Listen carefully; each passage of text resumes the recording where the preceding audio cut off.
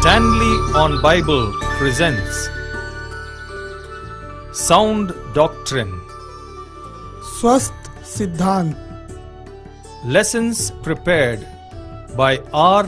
Stanley, a building engineer turned Bible teacher. तैयार किए गए पाठ द्वारा आर स्टैनली, भवन इंजीनियर बने, बाइबल शिक्षक. स्वस्थ सिद्धांत प्रसारण में आपका स्वागत है. परमेश्वर पिता की स्तुति हो कि इस कार्यक्रम के द्वारा हम लगातार अपने जीवन में सुधारने वाली शिक्षाओं को बाइबल में से सीख पा रहे हैं. बीते 4 सप्ताह से हमारे मनन का विषय है नेतृत्व करना. हालांकि बाइबल नेतृत्व पर लिखी गई पुस्तक नहीं है, उस खास विषय के लिए नहीं लिखी गई है, परंतु फिर भी हम आत्मिक बातों के नेतृत्व की बात हो या लौकिक नेतृत्व की बात हो, इस पुरानी पुस्तक में वो सारी बातें हैं, वो सब कुछ है जो मनुष्य जानना चाहता है. बाइबल अगुवाई के पाठों को उपदेश के रूप में भी प्रस्तुत करती है और साथ साथ उदाहरण देकर के भी प्रस्तुत करती है. इस विषय को विश्लेषणात्मक बनाने के लिए ही हमारा शीर्षक है अगुवाई कैसे न करें, हाउ नॉट टू लीड. और अब तक इस शीर्षक पर हम लोगों ने 4 पाठ सीख चुके हैं और वे इस प्रकार से है. Do not lust for leadership, पहला पाठ था अगुवा होने की लालसा न करें.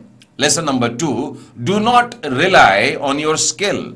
दूसरा पाठ था अपने कौशल पर भरोसा न रखें. Lesson number 3, do not exploit people. तीसरा पाठ था लोगों का शोषण न करें. पिछले सप्ताह हम लोगों ने चौथा पाठ सीखा था. Last week we saw lesson number 4, do not promote yourself. चौथा पाठ अपने आप को बढ़ावा न दें. आज हम लोग इस शीर्षक को लेकर के 5वां पाठ सीखने वाले हैं. Lesson number 5, do not show partiality. 5वां पाठ पक्षपात न करें. इसे दोहराता हूं, how not to lead. Do not show partiality, अगुवाई कैसे न करें. 5वां पाठ पक्षपात न करें. बाइबल अगुवाई से संबंधित ऐसे कई लक्षणों का वर्णन करता है जो घृणास्पद हैं, जो मनुष्यों के अंदर, अगुवों के अंदर बिल्कुल भी पाए जाने नहीं चाहिए. और उनमें से कदाचित सबसे पहला वाला जो है वो है भेदभाव करना, पक्षपात करना. मेरे साथ में आप निकालिएगा व्यवस्था विवरण की पुस्तक और उसका पहला अध्याय और उसके 16वें और 17वें वचन में यूं लिखा है, तुम अपने भाइयों के मुकदमे सुना करो और उनके बीच और उनके पड़ोसियों और परदेशियों के बीच भी धर्म से न्याय किया करो. न्याय करते समय किसी का पक्ष न करना, जैसे बड़े की वैसे ही छोटे मनुष्य की भी सुनना. किसी का मुंह देखकर न्याय न करना, क्योंकि न्याय करने वाला परमेश्वर ही होता है. इन व्यवस्था विवरण के शब्दों में परमेश्वर की दी हुई आज्ञा एकदम स्पष्ट है. लोग तेरे हों या परदेशी हों, छोटे हो या बड़े हो, किसी का मुंह देख करके तुझे डरने की जरूरत नहीं है. किसी के पक्ष में जाने की भी इच्छा नहीं करना लिखा है. और एक बात पर गौर करिएगा, लिखा है तू दोनों पक्षों की बातों को सुनना. जब हम सुनते हैं, मैं तो कहूंगा धैर्य रख करके, एक का भी सुने, दूसरे का भी सुने, परमेश्वर से प्रार्थना करें और न्याय मांगे. बाइबल कह रही है कि न्याय परमेश्वर का काम है. किसी का मुंह देख करके हमें डरना नहीं है और ना ही किसी का मुंह देख करके उसका पक्ष करना है. परमेश्वर हमसे चाहता है कि हम जो अगुए हैं बिल्कुल भी पक्षपात न करें। व्यवस्था विवरण में ही उसके 16वें अध्याय और उसके 19वें वचन में यूं लिखा है, तुम न्याय न बिगाड़ना, तू न तो पक्षपात करना और न तो घूस लेना, क्योंकि घूस बुद्धिमान की आंखें अंधी कर देती हैं और धर्मियों की बातें पलट देती हैं। घूस लेने के कारण, किसी से चुपचाप से पैसा ले लेने के कारण, कोई वस्तु ले लेने के कारण, भले ही वो व्यक्ति ने गलत काम किया है लेकिन आप न्याय उसके पक्ष में देते हैं, यह अत्यंत घृणास्पद बात है और परमेश्वर की दृष्टि में भी एकदम भयानक बात है। जब परमेश्वर ने इजरायलियों को यह व्यवस्था सौंपा था तो इसी बात पर बहुत जोर दिया था कि ध्यान रखना कि तेरे लोग और परदेसी लोग, इनके बीच में कोई भेदभाव ना हो। विशेष करके जब न्याय की बात आती है, जब किसी के हक की बात आती है, तो कोई भेदभाव नजर नहीं आना चाहिए। दोनों के साथ में एकदम सरीखा व्यवहार तुमने करना चाहिए। मेरे साथ खोलिएगा व्यवस्था विवरण और उसका 24वां अध्याय और उसके 17वें वचन में देखिए क्या लिखा है। किसी परदेशी मनुष्य, एक परदेशी मनुष्य या अनाथ बालक, दूसरा अनाथ बालक का न्याय न बिगाड़ना और न किसी विधवा के कपड़े को बंधक रखना। यहां पर मैं देखता हूं 3 लोगों के लिए खास उल्लेख किया जा रहा है। एक है उनमें से परदेशी, दूसरा है अनाथ और तीसरा विधवा।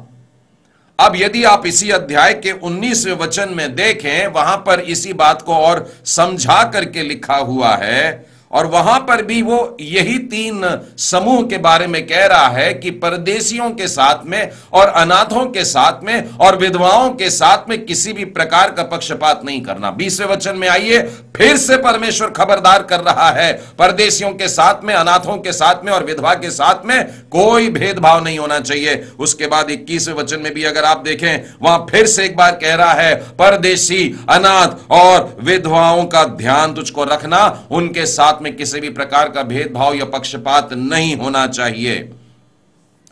क्या जरूरत है कि परमेश्वर बार बार इन तीनों समूहों का वर्णन कर रहा है, बार बार परदेशियों के बारे में, अनाथों के बारे में और विधवाओं के बारे में कह रहा है। मेरे प्रियो, ये ही 3 प्रकार के लोग हैं जिनके साथ साधारणता पक्षपात करके उन्हें दुख दिया जाता है, उनका हक उनको नहीं मिल पाता है और इसीलिए परमेश्वर इनका ध्यान रख करके कह रहा है कि सतर्क रहना जब तुम इन लोगों का न्याय करते हो।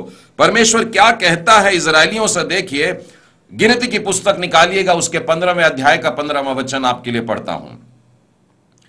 मंडली के लिए, अर्थात तुम्हारे और तुम्हारे संग रहने वाले परदेशी दोनों के लिए एक ही विधि हो। वचन कैसे आरंभ होता है? तुम और परदेशी और दोनों मिलकर के मेरी मंडली होती है। परमेश्वर सबको एक नजर से देख रहा है, सबको एक समूह में देख रहा है और इसीलिए वो कहता है दोनों के लिए, तुम्हारे लिए भी और तुम्हारे बीच में आकर रहने वाले परदेशियों के लिए भी एक ही विधि होगी। तुम्हारी पीढ़ी पीढ़ी से यह सदा की विधि रहेगी, जैसे थी वैसे है और आगे भी वैसे ही रहेगी। और आगे लिखता है, यह हमेशा की विधि ठहरे कि जैसे तुम हो वैसे ही परदेशी भी यहोवा के लिए ठहरता है। 16वां वचन, तुम्हारे और तुम्हारे संग रहने वाले परदेशियों के लिए एक ही व्यवस्था और एक ही नियम है। परमेश्वर ने अपने लोगों को यह बात एकदम स्पष्ट कर दिया कि चाहे तुम्हारी बात हो या परदेशियों की बात हो, यह मैं कह देता हूं कि सबके लिए एक ही नियम और एक ही व्यवस्था होगी। परमेश्वर हमारा किसी का पक्षपात नहीं करता है और यही बात परमेश्वर के सच्चे भक्तों में भी दिखाई देनी चाहिए। जिस परमेश्वर की हम आराधना करते हैं वो यदि पक्षपात नहीं करता तो हमें भी किसी भी प्रकार से पक्षपाती नहीं रहना चाहिए। शमूएल नबी के जीवन से बताना चाहता हूं कि जब वे अपने जीवन की गवाही दे रहे थे, अपने बारे में वे बता रहे थे, पहला शमूएल निकालिएगा उसके 12वें अध्याय और उसके 3रे वचन से आगे देखिए, यहां से आरंभ करता है कि मैं लड़कपन से लेकर आज तक तुम्हारे सामने काम करता आया हूं। लड़का था तब से लोगों के सामने उसका जीवन रहा है और वो यहीं से आरंभ करता है कि लड़कपन से आज तक तुम्हारे सामने करता आ रहा हूं, मैं उपस्थित हूं, इसीलिए तुम यहोवा के सामने और उसके अभिषेक के सामने साक्षी दे दो, तुम बोलो। और उसके बाद वो पूछता है लोगों से कि क्या मैंने किसी का न्याय बिगाड़ने के लिए किसी का बैल ले लिया, या कभी किसी से गधा ले लिया, या किसी से कुछ वस्त्र मांग लिए, या किसी से सोना चांदी और पैसा मांग लिया? क्या मैंने अपनी आंखों पर पट्टी रखने के लिए, क्या न्याय बिगाड़ने के लिए कभी किसी से कुछ घूस ली है? यदि ऐसा है तो बोलो। और इजरायलियों ने देखिए क्या जवाब दिया। चौथे वचन में लिखा है, वे बोले, तूने ना तो हम पर अंधेर किया। इजरायली लोग कह रहे हैं, शमूएल के लिए कह रहे हैं, तूने कभी हम पर अंधेर नहीं किया, ना हमें पीसा, और न किसी के हाथ से कभी कुछ लिया है। ऐसी गवाही मेरे प्रियो आज प्रत्येक अगुवे के लिए सारी मंडली कहना चाहिए कि ये अगुवे कभी किसी का बुरा नहीं करते, किसी का छीनते नहीं, किसी से मांगते नहीं, किसी पर अंधेर नहीं करते, किसी का न्याय नहीं बिगाड़ते। शमूएल अपने जीवन में इन बातों को करता आया, लेकिन उसके बेटे इस बात में विफल हो गए। पहला शमूएल उसके 8वें अध्याय में इस प्रकार से लिखा है, जब शमूएल बूढ़ा हुआ तब उसने अपने पुत्रों को इजरायली पर न्यायी ठहरा दिया, परंतु उसके पुत्र उसकी राह पर नहीं चले, अर्थात लालच में आकर घूस लेते और न्याय बिगाड़ देते थे। घूस लेने के कारण, उस पैसे के लोभ के कारण मन की आंखें अंधी हो जाती हैं और पक्षपाती हृदय बन जाता है और न्याय बिगड़ता चला जाता है। इजराइल के इतिहास में मैं देखता हूं कि सबसे बड़ा और प्रभावशाली अगर कोई राजा हुआ है तो वो है दाऊद। दाऊद राजा जो था वो हर दृष्टि से, हर किस्म से मैं उसको देखता हूं, बचपन से भी उसका जीवन हमारे सामने देखा हुआ है, उसके लड़कपन, उसके जवानी और उसके जीवन के अंत तक का सारा जीवन बाइबल में एक एक बातें उसकी दर्ज की गई है। एक स्थान में बाइबल दाऊद के कार्यों का वर्णन कर रहा है। मेरे साथ निकालिएगा दूसरा शमूएल उसका 8वां अध्याय और उसके 15वें वचन में यूं लिखा है, दाऊद तो समस्त इजराइल पर राज्य करता था और दाऊद अपनी समस्त प्रजा के साथ न्याय और धर्म के काम करता था। इसकी पहचान जो आज मेरे और आपके सामने है, नन्हे बच्चे आजकल दाऊद के गाने गाना चाहते हैं, उसके भजन गाना चाहते हैं। क्या कारण है? इतना अद्भुत और प्रभावशाली राजा वो बन गया क्योंकि परमेश्वर के भय में रह करके अपनी समस्त प्रजा, अपने लोग भी शामिल है, परदेशी लोग जो उसके साथ आकर रहते थे वे भी शामिल हैं, समस्त प्रजा के साथ न्याय और धर्म के काम करता था। यदि आप दूसरा शमूएल के 23वें अध्याय में आएंगे और दाऊद अपने मृत्यु के काफी करीब है और मृत्यु से पहले वो देखिए उसके शब्द किस प्रकार के हैं। वो कहता है, मैं दूसरा शमूएल 23वें अध्याय का 3रा वचन बता रहा हूं, इजराइल के परमेश्वर ने कहा कि मनुष्य में प्रभुता करने वाला एक धर्मी होगा जो परमेश्वर का भय मानता हुआ प्रभुता करेगा। प्रियो, आज का पाठ हमसे कह रहा है कि पक्षपात न करना। यह अगुओं के लिए विशेष करके, लेकिन सारे मसीहियों के लिए भी यही आज्ञा है। और यदि हमें पक्षपाती नहीं होना है तो दाऊद के इन अंतिम वचनों से स्पष्ट होता है कि परमेश्वर के भय में चलना बहुत जरूरी है। जो व्यक्ति परमेश्वर का भय मानता हुआ चलता है वो प्रभुता करता रहेगा, वो राज करता रहेगा, वो अगुआ बना रहेगा। तो इस बात को मन में रखते हुए कि परमेश्वर के भय में ही हमको अपना जीवन बिताना है ताकि हम किसी भी प्रकार से पक्षपात न करें।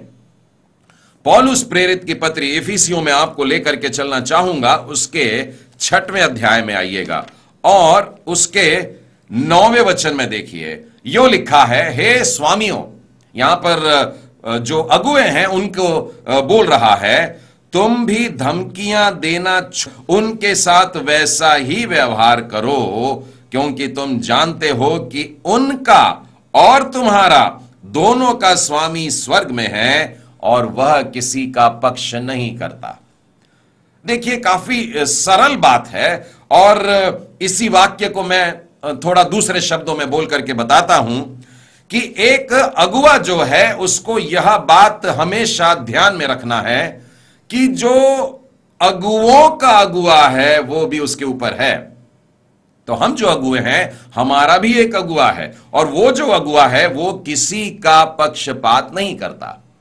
अब जिसके अधीन हम हैं वो ही पक्षपात नहीं करता है, तो हमें भी चाहिए कि हम भी कभी पक्षपात ना करें।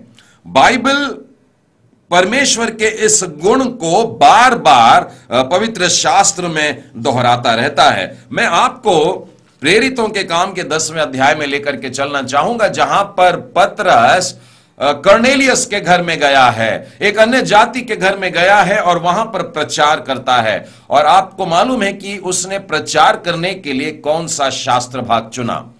पुराने नियम के व्यवस्था विवरण के 10वें अध्याय से यह बात लेता है और शुरू यूं करता है, अब मुझे निश्चय हुआ कि परमेश्वर किसी का पक्ष नहीं करता, वरन हर जाति में जो उससे डरता और धर्म के काम करता है वह उसे भाता है। उसके लोग हो, उसकी प्रजा के लोग हो या परदेसी हो, जो भी परमेश्वर यहोवा के भय में चलता है, परमेश्वर यहोवा को वह भाता है। परमेश्वर किसी का पक्ष नहीं करता। और पतरस का यह संदेश चल ही रहा था। परमेश्वर ने देखी कितनी अद्भुत आशीष उन पर उंडेला। 44वें वचन में लिखा है, पतरस अभी ये बातें कह ही रहा था कि पवित्र आत्मा वचन के सुनने वालों पर उतर के आ गया। कितनी अद्भुत बात है। परमेश्वर के पक्षपाती न होने वाला संदेश लोगों के ऊपर पवित्र आत्मा को उंडेलता है। रोमियो के नाम पौलुस प्रेरित की पत्री में आइएगा, उसका 3रा अध्याय और उसके 29 और 30वें वचन में से बताता हूं, क्या परमेश्वर केवल यहूदियों ही का है? बहुत से लोग समझते हैं कि प्रभु यीशु का जीवन काल जिस स्थान में बीता, इजराइलियों के बीच में, यहूदियों के बीच में, उन्हीं का परमेश्वर है। लेकिन बाइबल कहती है कि क्या परमेश्वर केवल यहूदियों ही का है? क्या अन्य जातियों का नहीं? हां, अन्य जातियों का भी है, क्योंकि एक ही परमेश्वर है जो खतना वालों को विश्वास से और खतना रहितों को भी विश्वास द्वारा धर्मी ठहराएगा। दोनों प्रकार के लोगों को विश्वासी के और विश्वासी के द्वारा धर्मी ठहराने वाला है। परमेश्वर किसी का पक्षपात नहीं करता है। रोमियो के 10वें अध्याय में आइए और उसके 12वें वचन में से आप लोगों के लिए बताता हूं, यहूदी और यूनानी में कुछ भेद नहीं है, इसलिए कि वह सबका प्रभु है और अपने सब नाम लेने वालों के लिए उदार है। यहां पर स्पष्ट लिख दिया गया है, क्या यहूदी हो, क्या यूनानी हो, क्या जाति वाले हो या अन्य जाति वाले हो, चाहे जिस देश के हो, चाहे जिस जाति के हो, चाहे जो भाषा बोलने वाले हो, परमेश्वर सबका परमेश्वर एक ही परमेश्वर है। और उसके नाम लेने वालों का अगले वचन में लिखा है, जो प्रभु का नाम लेता है वो उद्धार पाता है। इसी बात को हम लोग कि भेदभाव नहीं करना है। भेदभाव को कोई छोटी सी हल्की सी गलती हो गई यह सोच करके नहीं करने का है। यह परमेश्वर के दृष्टि में एक बहुत ही भयानक पाप है। इस बात के लिए मैं आपको याकूब की पत्री के 2रे अध्याय में ले चलता हूं। बाद में आप ये याकूब का 2रा अध्याय पूरा पढ़िएगा। इस विषय को लेकर के बहुत अच्छे से समझाया गया है। याकूब का 2रा अध्याय और उसके पहले वचन में यूं लिखा है, मेरे भाइयों, हमारे महिमा युक्त प्रभु यीशु मसीह पर तुम्हारा विश्वास पक्षपात के साथ न हो।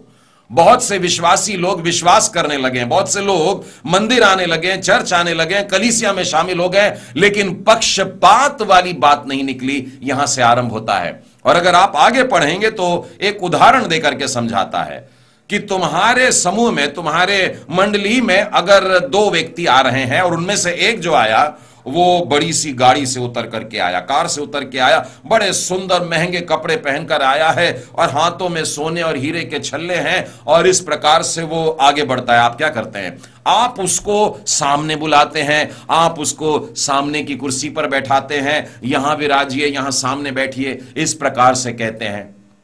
लेकिन उस ही समूह में थोड़ी देर के बाद एक और दरिद्र मनुष्य आ जाता है, एक गरीब आदमी भी वहां पर आता, और उस कंगाल को आप जैसे ही देखते हैं तो ठिठक जाते हैं, क्योंकि उसने बड़े मैले कुचले कपड़े पहना है, और उससे कहते हैं, यूं लिखा है, वहीं खड़ा रहे, वहां कोने में खड़े हो जा, या अगर बुलाएंगे भी तो अपने पैरों के पास बुला करके बैठा देंगे। क्या यह पक्षपात नहीं जो कलीसिया के अंदर चल रहा है? भिन्न भिन्न लोगों के साथ में यदि हमारा बर्ताव भी बदलता जाता है, उनके चेहरे को देखकर, उनके पद को देखकर और उनके कपड़ों को देखकर, इन बातों के कारण हमारा मन दूसरा बनता जाता है। हर एक के लिए यह पक्षपात है और परमेश्वर इस बात से घृणा करता है। मैं यही जकेल की पुस्तक और उसके 22वें अध्याय में आपको लेकर चलता हूं। वहां पर लिखा है, उसके प्रधान भेड़ियों के समान अहेर पकड़ते और अन्याय से लाभ उठाने के लिए हत्या करते। कौन लोग हैं ये? परमेश्वर के उसके चुने हुए प्रधान लोग हैं जो इस प्रकार से बर्ताव कर रहे हैं। लिखा है आगे 29 में, देश के साधारण लोग भी अंधेर करते और पराया धन छीनने लगे हैं। वे दीन दरिद्र को पीसते और न्याय की चिंता छोड़कर परदेशियों पर अंधेर कर रहे हैं। सब लोगों में आजकल यह गलत बात नजर आने लगी है। पक्षपाती हो गए हैं, घूसखोरी हो गए हैं, अन्यायी हो गए हैं, सबके साथ में अलग अलग किस्म से व्यवहार करने लगे हैं। आगे परमेश्वर क्या कहता है? मैं ऐसे देश का नाश कर दूंगा, मैं ऐसे देश को दंड दूंगा, मैं उन्हें भस्म कर दूंगा। लेकिन फिर भी 30वें वचन में लिखा है, एक मौका जरूर दूंगा, और उसमें इस प्रकार से कहता है, मैं उनमें एक मनुष्य को ढूंढना चाहता हूं जो बाड़े को सुधारे और देश के निमित्त नाके में मेरे सामने ऐसा खड़ा हो जाए कि मुझे उसका नाश न करना पड़े। एक मनुष्य को परमेश्वर ढूंढ रहा है जो इस देश को नाश होने से बचा ले। एक अगुवे को ढूंढ रहा है जो परमेश्वर के सामने इन लोगों के लिए गिड़गिड़ाए, ताकि परमेश्वर अपने दंड को रोके, ताकि परमेश्वर अपनी आग को इस देश पर आने से रोक ले। प्रियो, जब कोई पक्षपात करता है, कोई ऐसा गलत काम करता है, परमेश्वर उस के साथ में बड़ा क्रोधित होता है। इस उदाहरण से तो स्पष्ट हुआ। अब देखिए परमेश्वर अपने लोगों के लिए क्या कह रहा है। मैं यशायाह के पहले अध्याय और 21वें वचन में देखता हूं कि जो नगरी सती साध्वी थी वो कैसी व्यभिचारिण हो गई है। और आपको मालूम है क्या पाप कर रहे हैं ये लोग? यहां लिखा है, तेरे हाकिम हटीले और चोरों से मिले हैं, वे घूस लेने वाले हो गए हैं, वे भेंट के लालची हो गए हैं, वे अनाथों का न्याय नहीं करते हैं और न विधवा का मुकदमा पास आने देते हैं। इस प्रकार से जो कर रहे हैं उनको व्यभिचारी कहता है। लेकिन अगर आप 26वें वचन में आगे देखेंगे तो यह भी लिखा है, यदि ये पश्चाताप करेंगे तो मैं इनको क्षमा करने को भी तैयार हूं। यदि आप यूहन्ना बपतिस्मा दाता के शब्दों को देखें, लूका के 3रे अध्याय में अगर आप आए, वहां पर उसके पास में महसूल लेने वाले बपतिस्मा लेने को आ रहे थे। यहां तक कि सिपाही लोग भी आ रहे थे और वे पूछ रहे थे कि हम क्या करें, हमारे जीवन में बदलाव लाने के लिए हम क्या करें। यूहन्ना उनसे कहता है, किसी पर उपद्रव न करना और न झूठा दोष लगाना और अपने वेतन पर संतोष करना। किसी का न्याय नहीं बिगाड़ना है, पक्षपात नहीं करना है और घूसखोरी नहीं करना है। इस प्रकार से स्पष्ट कहता है। यही बातों को पौलुस प्रेरित तिमोथी को समझा रहे हैं और उससे कह रहे हैं कि पक्षपात बिल्कुल न करना।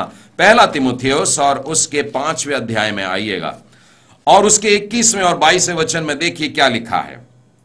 परमेश्वर और मसीह यीशु और चुने हुए स्वर्गदूतों को उपस्थित जानकर मैं तुझे चेतावनी देता हूं कि तू मन खोलकर इन बातों को माना कर और कोई काम पक्षपात से न कर। इस वचन पर गौर करिएगा, वो परमेश्वर को सामने रख रहा है, परमेश्वर के साथ साथ यीशु मसीह को सामने रखता है, और तीसरा उसने चुने हुए स्वर्गदूतों को उपस्थित जानकर।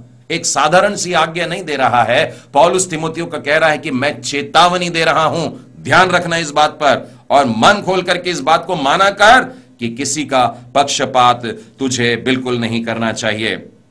प्रियो, कलीसिया में पक्षपात और घूसखोरी का होना एक बेहद भयानक बात है। मिशन स्कूलों में टीचरों की शिक्षकों की नियुक्ति को लेकर के या शिक्षकों के तबादले को लेकर के भी जो बातें होती हैं वो सुन करके बड़ा दुख होता है। यहां तक कि सुनने में आता है कि मसीही पाठशालाओं में बच्चों को भर्ती कराने के लिए भी आजकल पैसे मांगने लगे हैं। यह बुरी बात है और परमेश्वर इस बात से घृणा करता है। स्कूलों में भी जातिवाद दिखने लगा है, आपस में मंडली में क्षेत्रवाद हो गया है, अलग अलग भाषा बोलने वालों के अलग अलग गुट बनने लग गए हैं। परमेश्वर इन बातों को बिल्कुल भी पसंद नहीं करता। हमारा देश भी इन दिनों में अलग अलग प्रकार की भ्रष्टाचार की बातों से गुजर रहा है, बढ़ता जा रहा है ये सब कुछ। और लोगों से बात करो तो वो कहते हैं सब लोग तो कर रहे हैं, ये भी कर रहा, वो भी कर रहा, वो भी कर रहे हैं, इसलिए हम भी कर रहे हैं। बाइबल प्रियो आप सबको सचेत कर रही है। सारी दुनिया अगर घूसखोरी में लग गई है तो परमेश्वर पर विश्वास करने वाला मसीह व्यक्ति ऐसा नहीं कर सकता। भजन संहिता में निकालिएगा 26वां अध्याय और उसके 10वें और 11वें वचन में से बताता हूं। ये दुनिया के लोग जो है वो ओछापन करने में लगे रहते हैं और उनका दाहिना हाथ भी घूस से भरा रहता है। सारी दुनिया ये काम में लगी हुई है। अगला वचन देखिए क्या लिखा है, परंतु मैं तो खराई से चलता रहूंगा। हम में से प्रत्येक मसीह विश्वासी भाइयों के लिए यह आज्ञा है, दुनिया चाहे घूसखोरी में लगी रहे, पक्षपात करने में लगी रहे, न्याय बिगाड़ने में लगी रहे, लेकिन मैं और आप और हर एक विश्वासी को कहा गया है कि हम खराई से चलते रहें। मैं तो आप लोगों को अय्यूब की पुस्तक में से एक प्रार्थना बताना चाहूंगा जो रोज की प्रार्थना बने, ना मैं किसी आदमी का पक्ष करूं और ना मैं किसी मनुष्य की चापलूसी करूं। प्रियो, इससे पहले कि आज का संदेश समाप्त करूं, कुछ व्यवहारिक पहलुओं को आप लोगों के सामने रखना चाहता हूं। एक परिवार में माता पिता बच्चों के सामने अगुओं के समान होते हैं। माता पिता अपने बच्चों से प्रेम करने में पक्षपात न करें।